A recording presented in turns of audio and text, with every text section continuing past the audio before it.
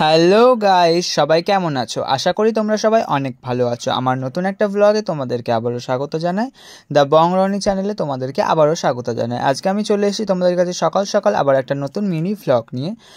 আজকের দিনটা আমি কীভাবে কাটাচ্ছি, কী করছি সেই সব কিছুর ওপরে। তো চলো তোমরা আমার সাথে দেখতে থাকো ভিডিওটা পুরো, আর কী করছি সেটাও। তো সকালবেলা বেরিয়ে পড়েছিলাম, প্রথমেই কলেজ যাচ্ছিলাম, আর রাস্তায় দেখা হয়ে গেল সূর্য আর সূর্যর একটা কলেজ ফ্রেন্ডের সাথে। তো তারপর আমরা চলে এলাম চন্দননগর স্টেশনে। ওয়েট করছিলাম ওখানে সবাই একসাথে, কারণ আমারও ট্রেন আর ওরও ট্রেন একই টাইমে ছিল। তো ও ট্রেন আমার আগে এসে গেছিলো, তাই আমি টাটা করে চলে গেলাম আর ট্রেনে চেপে পড়েছিলাম। লাস্ট বগিতে চেপেছিলাম, কাফি ভিড় ছিল। একদম 3 নম্বরের মানে একটা সিটের 3 জনের পরে বসার জায়গা পেয়েছি খুব কষ্ট করে, তাও ইচ্ছা করে ওরা বসার জায়গাটা দেয়নি, না হাফ পশ্চাৎ আমার ঝুলছে তলায়। আর একটা জিনিস যেটা সব থেকে বেশি ভালো লাগে সেটা হচ্ছে, দেখো যে আমি মেমোরি কলেজটা নিয়েছি, কত ভালো করেছি। এখান থেকে যখন কলেজ যাই, জানলা দিয়ে বা দরজা দিয়ে যখন বাইরে থাকা এরকম সবুজ সুন্দর বাগান দেখতে পাই। এটা যদি আমি কলকাতার দিকে কলেজ নিতাম তাহলে আমি শুধু বড় বড় বিল্ডিং, বাড়ি, গাড়ি এসব ছাড়া কিছুই দেখতে পেতাম না। এই একটা জিনিস আমার খুবই ভালো লাগে। তো তারপর আমি সিট পেয়ে গেছিলাম ফাইনালি, একটা সিঙ্গেল, মানে একটু ভালো করে বসতে পেরেছিলাম অনেকক্ষণ ওয়েট করার পর। 2 নম্বর বার সিট চেঞ্জ করলাম এটা আমি, অ্যান্ড তারপরে ফাইনালি 3 নম্বর বারে সিট চেঞ্জ করে আমি আমার মনের মতো জায়গা, যেটা আমি সবসময় চাই, সেই জায়গাটা পেয়ে গেছিলাম। জানলার ধারে সুন্দর হাওয়া খেতে খেতে, প্রকৃতির সুন্দর পরিবেশ অনুভব করতে করতে কলেজ যাই রোজ আমি এইভাবেই। তো আমার চেহারার হাসিটা দেখেই বুঝতে পারছো যে আমি এই জানলার ধারে বসে কতটা খুশি হয়েছি, আর এরম সিন দেখতে পেলে কারই না ভালো লাগবে। তো কথা বলতে বলতে পৌঁছে গেলাম মেমোরি স্টেশনে, আর এখানে আসছে আমার 2 বান্ধবী। তো তারপর ওদের সাথে পৌঁছে গেলাম কলেজে। এই যে দেখতে পাচ্ছ পিছনে 2 বান্ধবী এবং এক বন্ধু এসে গেছে আমার। ওরা আবার একটু ক্যামেরায় আসতে লজ্জা পায়, তাই ওদেরকে একটু কম দেখালাম, কিছু মাইন্ড করো না। তো আজকে আমাদের একটা স্পেশাল ডে আছে কলেজে, অবশ্যই ক্লাসটাও আছে, এবং ক্লাস ছাড়াও আমাদের একটা স্পেশাল কিছু করার আছে। তো সেটা জানার জন্য চলো আগে দেখতে থাকো যে আমরা স্পেশাল কী করছি। তারপর ক্লাস শেষ হয়ে যাওয়ার পর আমি নিজের ব্যাগ এবং ত্রিদীপের ব্যাগ নিয়ে চললাম তলায়, কারণ ত্রিদীপ আর স্নেহাংশু আগেই চলে গেছিলো। কোথায় গেছিলো? ওরা গেছিলো কেক আনতে, বিকজ আজকে আমরা কোয়েলকে একটা সারপ্রাইজ দিচ্ছিলাম।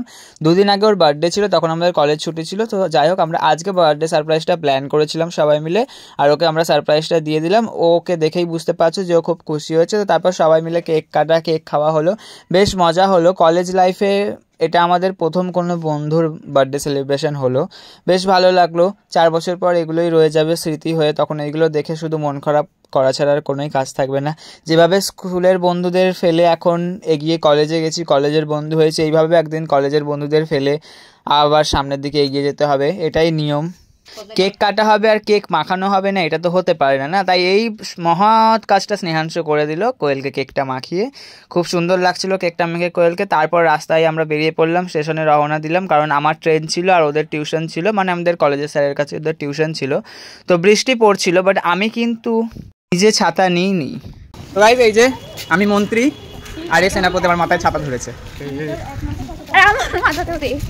আর ও টেনে নেওয়ার চেষ্টা করছে, বাট আমি দেবো না। আমি সবার পা গুলোই দেখাবো, ফটো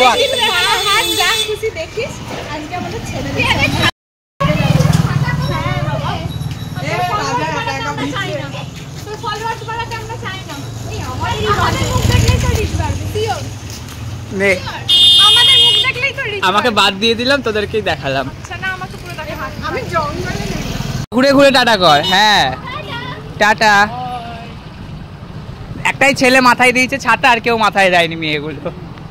তারপর আমি চলে গেলাম স্টেশনে, এসে গেল আমার ট্রেন, আর আমি চেপে পড়লাম ট্রেনে। আর এই ট্রেনটা ছিল যেটা হাওড়া থেকে মেমারি এলো, মেমারি থেকে হাওড়া যাবে, তাই এই ট্রেনটায় উঠে জানলা ধারে সিট রিজার্ভ করা আমার পক্ষে খুবই ইজি ছিল। তো আমি চটপট চলে গেলাম আর একটা জানলা ধারে সিট রিজার্ভ করে নিলাম। আর একটা ইম্পর্টেন্ট কথা হলো যে এই পুরো কামরা, মানে এই পুরো বগিতে আমি একাই ছিলাম তখন। পরের স্টেশনে অনেক লোক উঠে গেছিলো, বাট তখন কিন্তু আমি একাই ছিলাম, যেটার একটা আলাদাই মজা ভাই, আলাদাই মজা। আর একা থাকায় আমি ট্রেনটা আমার শ্বশুরের সম্পত্তি মনে করেছিলাম, তাই যেমনভাবে খুশি পা ফা তুলে নানা রকমভাবে আমি বসে পড়ছিলাম। 2-4টে লোক এসে গেছিলো, বাট ওই জায়গাটায় আমি একা ছিলাম তখনও, তাই পা ফা তুলে বসে পড়েছি ওপরে। আর এই ভিডিওটা আমি এই উদ্দেশ্যে করেছিলাম, আমি ভেবেছিলাম সবাইকে বলবো যে আমি একটু ঘুমিয়ে পড়েছিলাম, আর কখন আমার হাত লেগে ক্যামেরা অন হয়ে ভিডিওটা রেকর্ড হয়ে গেছে। তো তারপর ভাবলাম যে তোমরা হয়তো এতটাও বোকা নয় যে আমার এই কথাটা বিশ্বাস করবে, তাই তোমাদের সত্যি কথাটা বলেই দিলাম। আর ফেরার সময় আকাশটা হয়েছিল একদম মেঘলা মেঘলা, মানে বৃষ্টি আসবে। আর একটা কথা তো সবাই জানে যে বৃষ্টি হওয়ার থেকে বৃষ্টি হওয়ার আগের বৃষ্টি আসার যে মুহূর্তটা সেটা একটু বেশি সুন্দর লাগে। আর দেখতেই পাচ্ছ তোমরাও যে কত সুন্দর লাগছে মোমেন্টটা। তো আমি তারপর পৌঁছে গেলাম নিচের বাড়ির স্টেশন চন্দননগরে। আর চন্দননগর আসলে মনে একটা মানে আলাদাই খুশি হয় ভাই, আলাদাই খুশি। দেখতে পাচ্ছ যে চন্দননগর আসার সাথে সাথে আমার স্কিনটা কত গ্লো করছে। তো তারপর বাড়ি ফাড়ি গিয়ে খেয়ে দিয়ে চেঞ্জ করে ফ্রেশ হয়ে আবার বেরিয়ে পড়লাম ঘুরতে, কারণ আজকে আমার বিকেলে কাজের ছুটি ছিল। তো পড়া ছিল মানে, বাট পড়াটা হয়নি, যাই হোক মোটমাট ছুটি ছিল। তো তারপর বেরিয়ে পড়লাম, ভাবলাম যে চলো অনেকদিন অনেক জায়গায় দেখিনি, সবার সাথে একটু দেখা করে আসি। তো তারপর আমি চলে গেছিলাম সবার প্রথম বেটুর কাছে, মানে আমার ভাইপোই হয়। তো প্রায় 4 মাস হয়ে গেল দেখা হয়নি, তো চলে এসেছিলাম। ও প্রথমে আমাকে চিনতেই পারছিল না, তো যাই হোক তারপর আমাকে চিনতে পেরেছে এবং তারপর কি কি করেছে দেখো। আর ও যে এত বদমাশ, এত বিচ্ছু, জাস্ট ভিডিওটা দেখলেই তোমরা বুঝতে পারবে যে কী লেভেলের বদমাইশিও করতে পারে। তো ওখানে গিয়ে দেখলাম ভাগনা ভাগ্নিরাও এসেছিল, আর ওদের সাথে আমরা চলে গেলাম ওদের বাড়ি। আর আমরা এতই ব্রিলিয়ান্ট যে আমরা রাস্তায় পড়াশোনা করতে করতে যাচ্ছিলাম। শোনো, দেখো, 3 নেত্র, 4 চতুর্বেদ, 5 পঞ্চবান, 6 ঋতু, 7 সমুদ্র, 8 অষ্টবসু, 9 নবগ্রহ, 10 দিক। ইতিমধ্যে আমাদের মাঝে উপস্থিত হয়েছে পুনাম পান্ডে, পুনাম সাউ, মানে ভাগ্নি আমার। পরে একটু চা খেয়ে নিলাম বাড়িতে ভাগনার সাথে গল্প করতে করতে। আমি কে হই? আমি কে হই? দুদু কাকা। কি কাকা? দুদু কাকা। হ্যাঁ, ঠিকঠাক বলো। দুদু কাকা। না, ঠিকঠাক বলো। দুদু কাকা। কি আমার নাম কি? আমি কি কাকা? দুদু কাকা। না, তুমি বলছো না। আর তারপর আমি ওখান থেকে চলে গেছিলাম আমার মামার বাড়ি।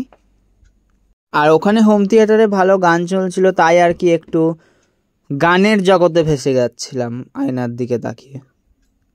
আর মাসিদের ঘরে ঢুকতেই সব থেকে প্রথমে যেটা চোখে পড়ে সেটা হলো আমার মেসোর এই ফটোটা। আমার মেসো মারা গেছে এই জাস্ট ডিসেম্বর, মানে বেশি না, এই কিছু মাস হয়েছে। মানে মাসির বাড়ির মধ্যে সব থেকে ফেভারিট মেসোই ছিল। তো এখন যখন মেসো নেই, যখন ঢুকতেই এই ছবিটা মানে সামনে দেখা যায়, তখন একটু খারাপ লাগে। তো যাই হোক, খারাপ লাগলেও আর কিছু করার নেই, কারণ যে চলে গেছে সে তো আর ফিরে আসবে না আমাদের খারাপ লাগায়। তো যারা চলে যায় তাদেরকে ভুলে যেতে হয় এবং সামনের দিকে এগিয়ে যেতে হয়। আর তারপর আমি মাসির বাড়ি থেকে চলে গেছিলাম সমাপ্তির বাড়িতে। আর সেখানে সমাপ্তি দিদিভাই ছিল না ঠিক কথাই, তবে ইনি ছিলেন। আর এনার শরীরটা খারাপ ছিল, তাই আমি এনার সাথে কিছু কথা বলছিলাম। হ্যাঁ, কে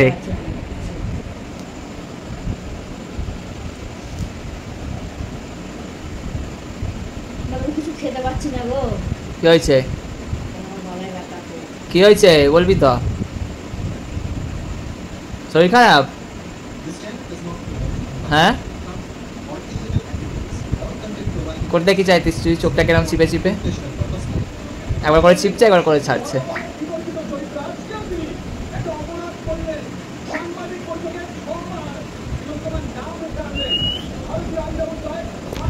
তো তারপর আমি বাড়ি চলে এসেছিলাম, আর এসে দেখলাম যে এই ডগিটা এসছে বিস্কুট খেতে। ও রোজ দুপুরবেলা আসতো, কিন্তু এখন তো আমি দুপুরবেলা থাকি না, আজকে ও রাতেলা এসেছে। তো ওকে দিয়ে দিলাম বিস্কুটগুলো, যে ও খাক বিস্কুটগুলো। তো এবার অনেকেই বলবে যে এটা ভিডিও করার কি আছে, তো আমি জাস্ট ভ্লগটা দেবো বলে আমি ভিডিওটা করেছি, অবশ্যই দেখানোর জন্যই করেছি।